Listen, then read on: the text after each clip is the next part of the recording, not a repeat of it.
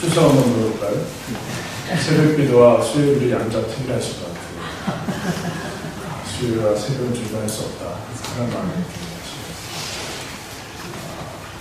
이영민 선생님?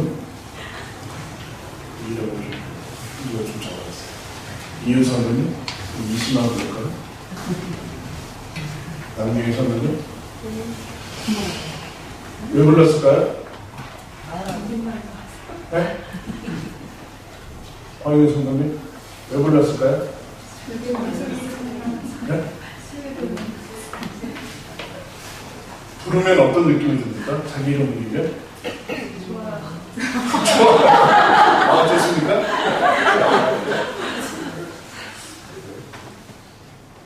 안 불리면? 안 불리면, 불리면 약간 무섭지 않고 뜨끔하고, 자기 이름이 안 불리면 혹 서운할 수도 있고, 다행이다라고 할 수도 있죠. 여러분들, 오늘 이 성경 본문을 읽을 때 무슨 생각 드셨습니까? 인내하면서 읽었죠. 이게 무슨 필요가 있는가. 그래서 개인적으로 성경을 읽을 때는 이 성경 이 부분은 넘어가는 거로. 넘어가서 별 아무런 느낌 없이 읽게 되고 쉽게 우리가 넘어가고 싶은 유혹을 받는 그런 본문이죠. 왜냐하면 아는 이름 하나도 안 나오고 들어본 이름도 거의 안 나오고 누군지도 모르고 또 성경에서 여기 말고 또 다른 데서 기록이 있는 사람들이 별로 없고 그래서 우리도 저 역시 이 성경을 설교를 준비하면서 유혹이 있었죠. 이걸 넘어가 그래서 넘어가지 않고 유혹을 인내하면서 한 이름도 그냥 건너뛰지 않고 하나하나씩 좀 읽었습니다. 그런데 우리가 알다시피 만약에 여기에 내 이름이 있다면 그럼 그냥 아마 우리가 지금 읽었던 이 본문을 대하는 자세와는 다르게 분명히 읽었을 겁니다. 더 나아가서 만약에 내 이름뿐만 아니라 우리 자녀의 이름이 있다면 손자 손녀의 이름이 있다면 이 본문은 아마 스크랩해 놓을 수 있는 그런 본문일 겁니다. 다르게 얘기해서 만약에 구조된 명단이라면 아마 우리가 눈을 씻고 눈이 정말 빠질 정도로 이름을 확인했을 것입니다. 그런데 우리는 그렇게 읽지 않았죠. 오늘 여기 창세기 5장에는 아담의 계보라고 한번 나왔고 거기에서 우리가 살펴봤듯이 에녹이라는 사람도 살펴봤고 노아까지 거기 나오고 끊어졌다가 오늘은 노아의 마지막 그 사건을 보고 이제 노아의 족보를 정리를 합니다. 다음 장에 이제 바벨탑 사건이 나오는데 그 전에 노아의 족보를 정리하는데 이름만 나열을 해주고 있습니다. 이름. 성경에는 이 이름이라는 거 여러분 이름이 없는 분은 없으시죠? 이름은 없는 분들은 없어요. 다 있으셔요. 이름을 어떻게 졌든 간에 다 근데 이름이 없었던 시절이 별로 안 됐죠. 이름이 거의 다 없었어요. 이름을 가질 이유도 없었고 언어가 없었기 때문에 언어 문명 시대였기 때문에 자기 이름을 자기가 부르기 쉽게 얘기했지만 이게 할 수 있는 것 자체가 없으니까 별로 의미가 없죠. 이름은 단순히 자음과 모음을 붙여놓은 언어가 아니고 단어도 아니고 낱말도 아니고 이름이란 단순한 호칭을 대신하기 위해서 붙여진 것이 아니라 이름에는 대단히 중요한 것이 있습니다. 그래서 이름을 떠오르면 이름만 여러분 다가오지 않고 이름 안에 그 담겨져 있는 모든 것이 한꺼번에 우리들한테 다가오게 됩니다. 그래서 이름은 단순한 그냥 단어가 아닌 것이죠. 그 길을 걸으라 라는 유진 피터슨 목사님의 책에 보면은 이런 얘기가 있습니다. 성경에 모세 오경만 해도 이제 한 10개 정도의 족보가 등장하고 성경에는 한 25개 정도 등장하고 우리가 신약 성경 처음을 피면은 마태복음에 예수님의 족보부터 시작하잖아요. 넘어가시죠 여러분. 그렇지 않으세요? 읽으시나요? 좀 읽으세요? 이거부터 시작하면 되는데 성경은 이 족보에 대해서 대단히 중요성을 부각을 하고 있다라고 얘기를 합니다. 그런데 우리가 읽을 때는 우리가 지금도 읽었지만 이렇게 얘기해요. 성경을 읽다가 이런 것을 만나면 마치 숲에서 길을 가로막고 있는 말라 죽은 나무를 만난 것 같이 대단히 불쾌하고 그렇게 지루한 느낌을 가지면서 넘기려고 한다. 그런 걸 얘기합니다. 그런데 로젠스터 큐시라는 사람이 이렇게 인간의 말에서 가장 위대한 형식이 이름이다. 이름은 한 개인에게 특정한 남자, 여자, 그리고 아이에게 언어가 뿌리를 내리게 한다. 위대한 우주적 사상들도 개인의 이름으로부터 지나치게 멀어지면 퇴보한다. 무슨 얘기냐 하면은 이름이야말로 가장 중요한 언어의 형식이다라고 얘기를 합니다. 그래서 수학자들에게는 숫자가 중요하고 그리고 뭐 미술하는 사람들의 색채가 중요할지 모르지만 기독교에서는 이름이 중요한 언어다라고 얘기를 하고 있습니다. 이름을 떠올리면 그 안에 생명과 인격과 영혼과 그 모든 것이 한꺼번에 다가오게 되는데 그래서 어떻게 보면 우주보다 더한 무게가 담겨져 있는 것이 이름에 있는 것이고 가치가 거기에 담겨져 있는 것이죠. 왜 무엇이 이름이 이렇게 중요하게 여겨서 성경에는 그렇게 족보가 많이 기록하고 처음부터 끝까지 사실 여러분 그 외국어를 잘 한다는 것은 그 외국어의 고유명사를 잘 안다는 뜻과 동일한 겁니다. 그래서 내가 만약에 만약에 영어를 예를 들면 영어를 잘 못한다 그러면 거기에 있는 그 모든 고유명사들이 익숙하지 않을 거예요. 그래서 성경을 읽을 때 성경을 그래도 좀 잘한다 그러면 여기 안에 담겨져 있는 아브라함, 이삭, 야곱, 요셉 이런 거 익숙한 게 성경을 잘하는 거예요. 그죠? 그 얘기, 언어를 딱 들으면, 아브라함을 들으면 아브라함이라는 그 이름을 아는 것이 아니라 아브라함이 어떻게 진행을 했고, 어떻게 살았고 하는 그 모든 것들이 이야기가 그 안에 담겨져 있기 때문에 그런 것이죠. 여러분, 어릴 적 학창시절 때, 문학작품 같은 거 배우면 세 가지 요소가, 소설에 3요소가 있습니다. 뭔지 아십니까? 인물, 사건, 배경, 이런 게, 소설의 3요소입니다. 이것이 이야기를 구성을 하고 있는 것이죠. 그 중에서 배경 그러면은 시간적인 배경과 공간적인 배경이 있습니다. 시간적인 배경이라 언제에 해당합니다. 언제 어디서 시간적인 공간적인 배경이 있어야지 그것이 없이 있을 수는 없잖아요. 우리는 지금 2019년 오늘 며칠이에요? 4월 10. 오늘 10일이죠. 네. 4월 10일. 되게 빨리 가네요. 그래서 4월달 10일에 갔는데 이 시간이라는 것이 있어야지만 우리는 살아있는 것을 얘기를 하고 있죠. 그 시간 안에는 어떤 한 기준을 가지고 있어서 과거와 현재, 미래를 담고 있습니다. 시간을. 그것이 있어야지만 이야기가 돌아가게 되는 거죠. 공간은 우리가 지금 살고 있는 터전, 내가 발을 딛고 있는 그 터전이 공간인데 그래서 이렇게 얘기하면 방문객이라는 시가 있어요. 정현종 시인이 쓴 시간이 여러분 한번 들어보셨을 거예요. 사람이 온다는 건 실은 어마어마한 일이다. 그는 그의 과거와 현재와 그리고 그의 미래가 함께 오기 때문이다. 한 사람의 일생이 오기 때문이다. 들어보셨어요?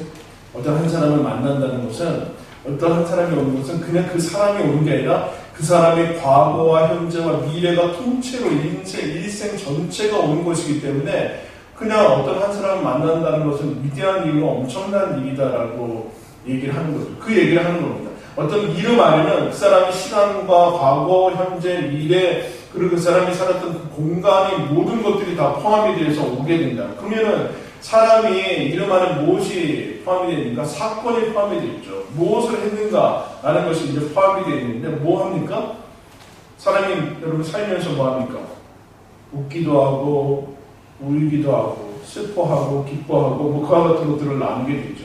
마음에 대한 얘기죠. 마음에 대한 얘기. 사람이 살았다는 거, 시공간 안에서 살았다는 것은 반드시 마음이 그 활동들이 일어나게 되죠. 슬픈 일도 있고, 기쁜 일도 있고, 행복한 일도 있고, 염려하는 일도 있고 하는 그 사건들이 일어나게 되는데 더 나아가서 사람이 그냥 기쁘고 슬픈 것뿐만 아니라 어떤 일이 일어나는가? 함께 웃고 함께 슬퍼하는 일이 일어납니다. 오늘 이 족보에는 홀로 등장하지 않고 여러 사람들이 등장합니다. 함께 웃고 함께 울고 하는 것은 무엇이죠? 공감이죠. 공감이란 어떻게 일어나게 되는가? 같은 장소와 같은 시간을 경험해야지만 공유가 그러니까 같은 시간과 같은 장소를 공유할 때만 공감이 일어나요.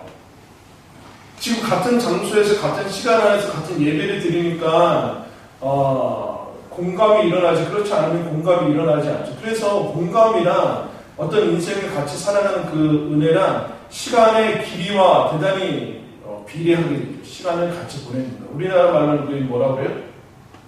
정이라고 하죠. 정. 이운정, 고운정이라고 하죠. 이게 공감, 그 사람과 슬프고 기쁘고 하는 이 사건들을 같은 시간 공간 안에서 같이 나누는가에 중요합니다. 그러나 배경과 사건에서 가장 중요한 거, 이것을 빼면은 배경도 어떻게 보면 사건도 무의미해지는, 사건 자체가 없어지는 것은 뭐냐면 인물에 대한 것입니다. 인물은 뭘까요? 나와 그 상대방에 얽힌 문제입니다. 나와 너가 있어야 된다는 거죠.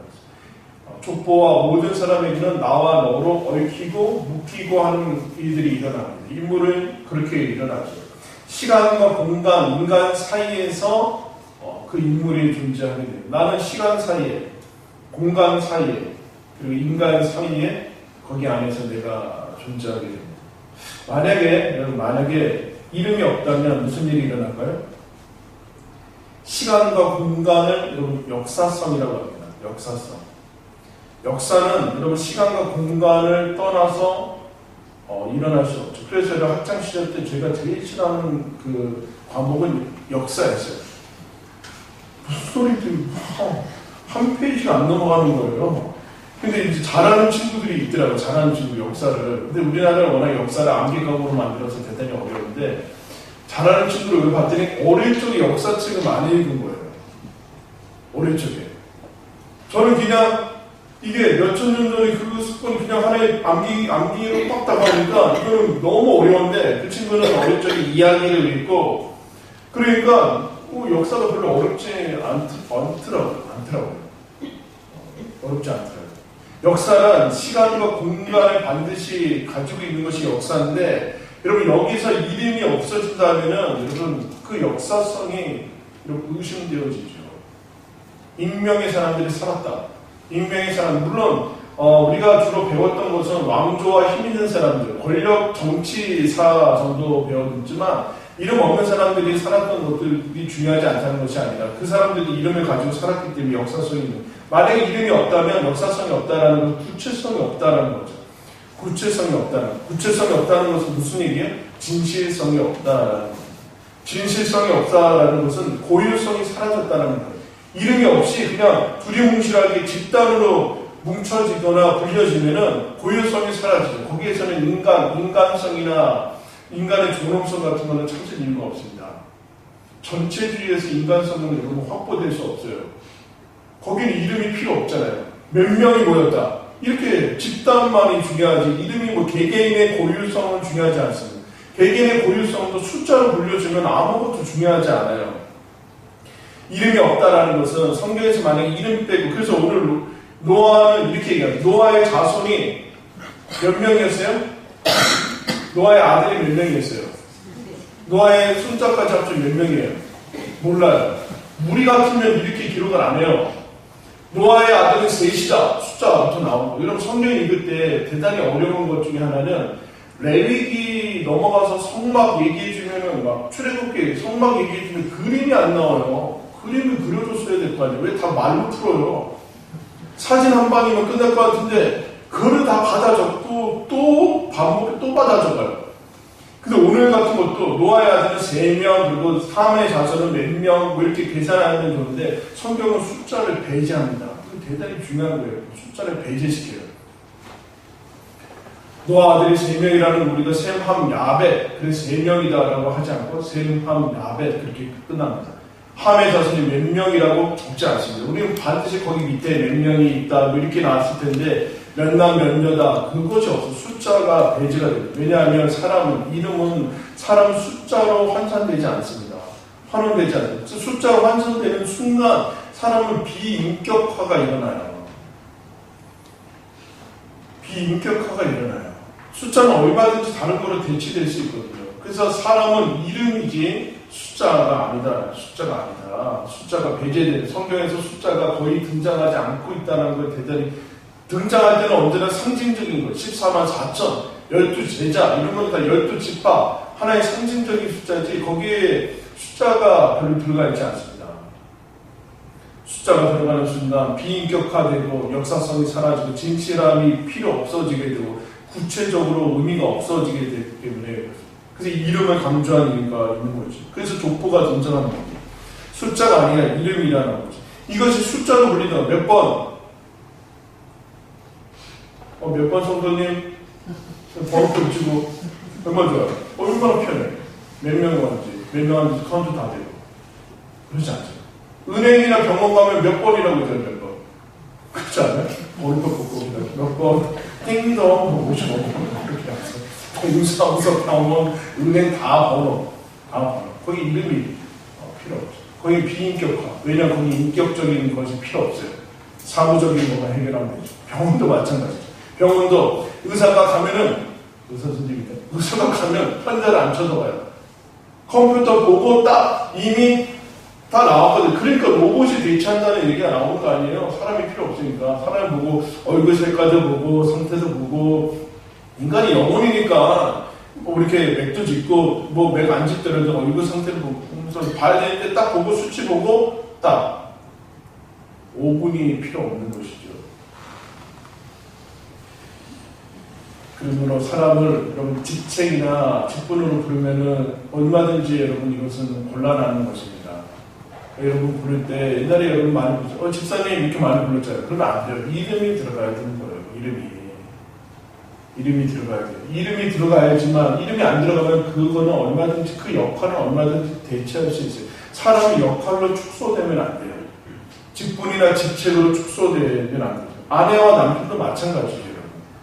그것도 축소될 수 없어요. 이름만이 고유하고 어떤 것으로도 대체할 수 없는 그 하나의 거대한, 세상에서 얘기할 때 거대한 우주가 오는 거나 마찬가지예요. 그러니까 남편과 아내들 여러분들 이름 부르세요. 이름 불러주세요. 이름을. 이상한가? 싸울 때 이름 부르나? 이렇게 무슨 성도니 이렇게 부르는 거예요. 그게 여러분 얼마나 중요해요. 기독교가 들어와서 이름을 찾게 되죠. 주보에 이름이 등장합니다. 누구누구 엄마로 등장하지 않습니다.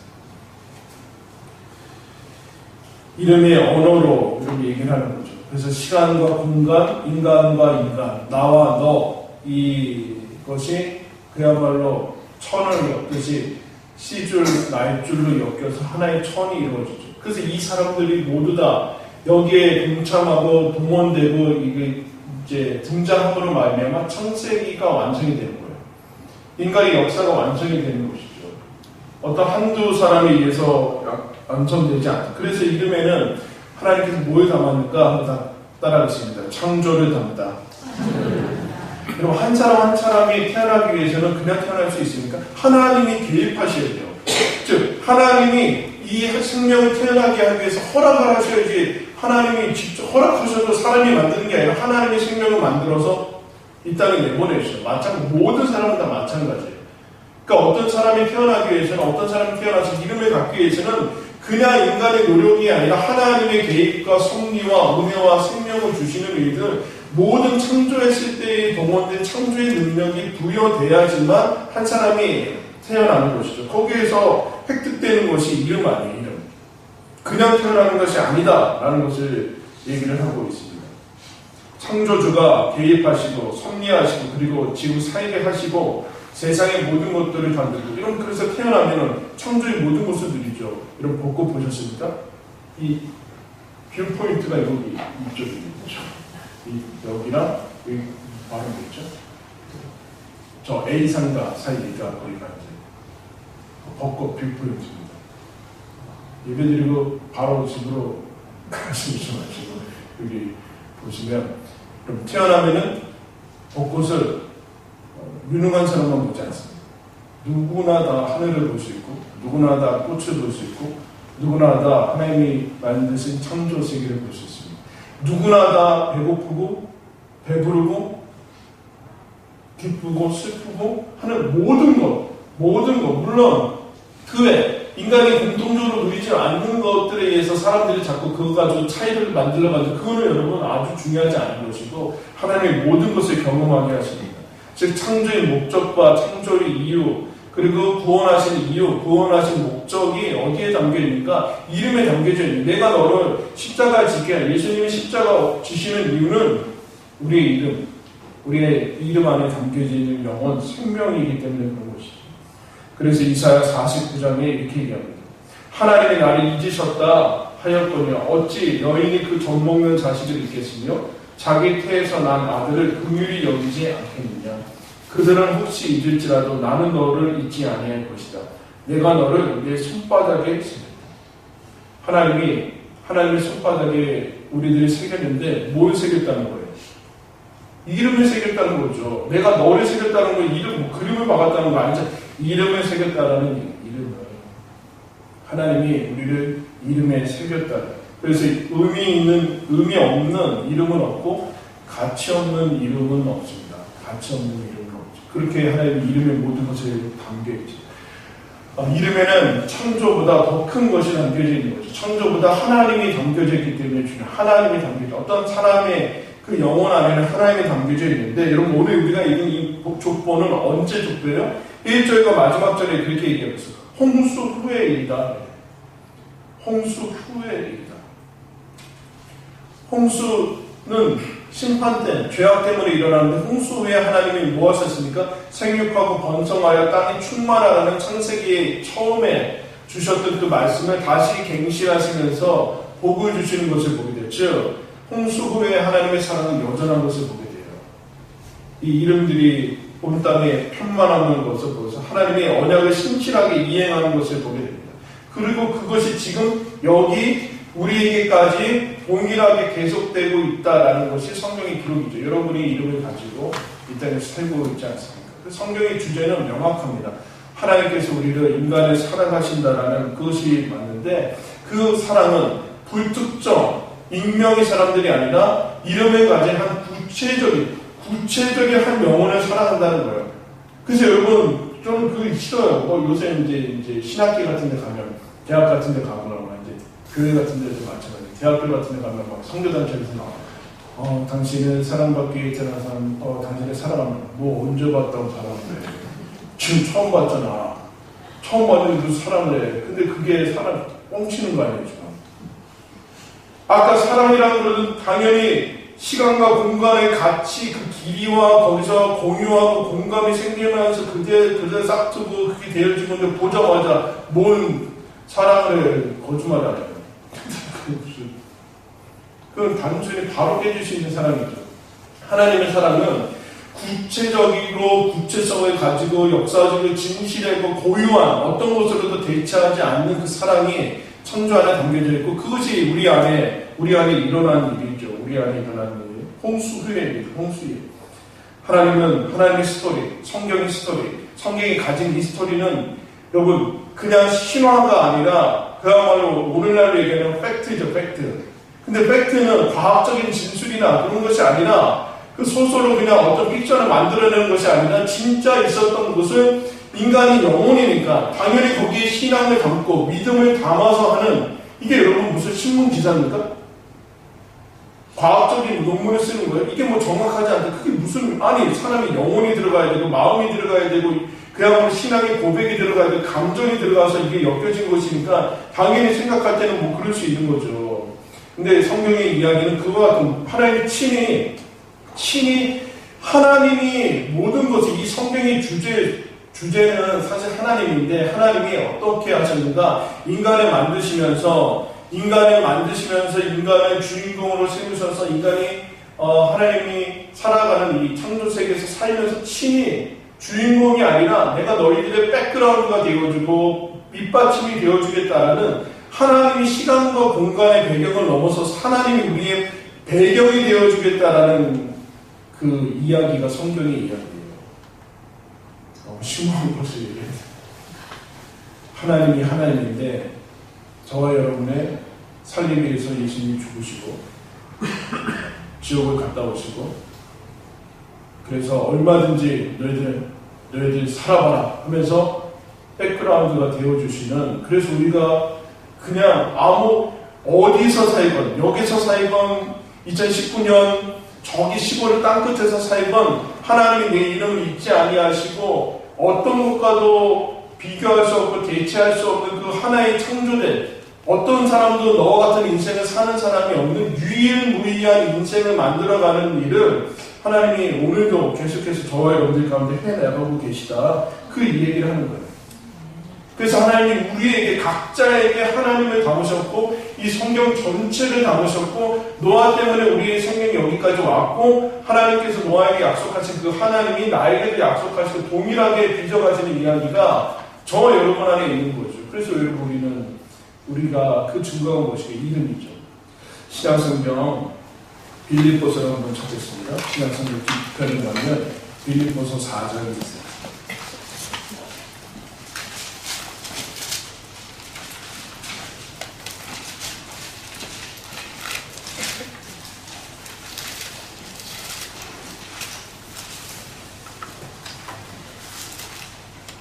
(4장) 1절부터 4절까지 제가 읽겠습니다. 잘 들으세요. 그러므로 나의 사랑하고 사모하는 형제들, 나의 기쁨이요 면류가 아닌 사랑하는 자들아, 이와 같이 주 안에 서라. 내가 유오디아를 권하고 순두개를 권하노니 주 안에서 같은 마음을 품으라. 또 참으로 나와 멍에를 같이 한 내게 구하노니 복음에 나와 함께 힘쓰던 저 여인들을 돕고 또한 글레멘드와 그 외에 나의 동역자들을 도우라. 그 이름들이 어디요? 생명책에 있느니라. 주 안에서 기뻐하라. 내가 다시 말하노니 기뻐하라. 성경에 보니까 이 이름들이 노아 족보에 적혔는데 노아의 성경에 우리가 몇천 년 전에 적힌 것뿐만 아니라 지금도 계속해서 진행 중인 것이 무엇인가? 하나님께서 하늘에 생명책을 두고 거기에 이름을 적어 가고 계시다. 그 얘기를 하고 있습니다. 그러면서 오늘 유오디아, 순두개 누구예요? 남자인지 여자인지도 모르잖아요. 별로 들어보지 않았어요. 바울 말고는 모르잖아요. 유오디아, 순두개, 글레멘드 저 여인들을 돕고 그 사람들을 왜 돕는가? 생명책에 기록되어 있다. 뭐가요? 이름이 기록되어 있다. 그 얘기를 하고 있습니다. 그 이름에 예수 그리스도의 피가 구원과 창조와 용서와 사랑과 그 모든 것이 담겨져 있어서 지금 하늘에 기록되어 있다라고 얘기를 하고 있습니다. 족보에 이어서 족보에 머무르지 않고 하늘에까지 기록된 것이 무엇인가? 우리의 이름이다라는 것이죠. 그러므로 저와 여러분의 이름은 하나님의 사랑의 증거요, 표시로 하나님이 우리를 구원하셨다는 하나님의 은혜의 그런 언어인 것을 여러분 기억하시기 바랍니다. 그러므로 저와 여러분의 이름은 면류관이라는 얘기예요. 여러분이 저의 면류관이고 바울이 지금 빌립보 교인들한테 여러분이 면류관입니다. 여러분이 면류관입니다. 숫자나 몇 명이냐 그게 아니라 여러분 각자의 이름이면 순두개 글레멘드 떠오르면 저 사람들이 내 면류관이고 하나님이 다 쏟아부은 사람들이다 라고 얘기하고 있습니다. 기쁨이다 라고 얘기하고 있습니다. 그러므로 메시지교회의 존재 이유는 여러분의 이름에 달려 있습니다. 이름에 여러분이 몇 명의 숫자가 아니라 여러분의 각각의 이름이 메시지교회의 존재 이유며 우리 서로의 면류관이고 기쁨이다라는 거 확인하시고 여러분 주 안에서 귀한 그 이름답게 생명책에 기록된 이름답게 이렇게 살아가는 저와 여러분들 되길 바랍니다.